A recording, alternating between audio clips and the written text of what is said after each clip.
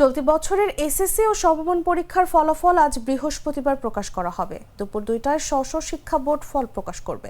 শিক্ষার্থীরা কেন্দ্রীয় ও নিজ শিক্ষা বোর্ডের ওয়েবসাইটে প্রবেশ করে রোল এবং রেজিস্ট্রেশন নম্বর দিয়ে ফল জানতে পারবেন। মোবাইল ফোন থেকেও নির্ধারিত নম্বরে এসএমএস করেও ফলাফল জানা যাবে। দেশের 11টি শিক্ষা বোর্ডের মোর্চা বাংলাদেশ আন্তঃশিক্ষা বোর্ড সমন্বয় কমিটি। এই কমিটির সভাপতি অধ্যাপক ডক্টর খন্দকার এহসানুল কবির।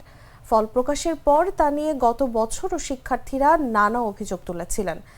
বিষয়টি নিয়ে জানতে চাইলে তিনি বলেন, ফলাফল তৈরির পুরো প্রক্রিয়াটি স্বয়ংক্রিয়ভাবে সফটওয়্যারে করা হয়।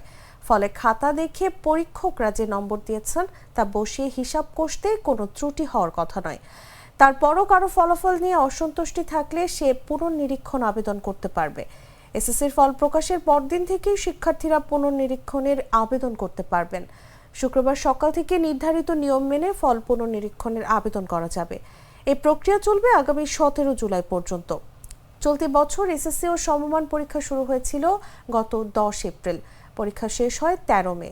এই পরীক্ষায় অংশ নিতে ফর্ম পূরণ করেছিলেন 19,28,970 জন। পরীক্ষায় অংশ নেন প্রায় 19 লাখ শিক্ষার্থী। বান্ডেল থাকলে প্রতি সেনমানিতে টাকা বাঁচবে। বিকাশ সেনমানি বান্ডিল কিনে জিতুন প্রতি লেনদেনে।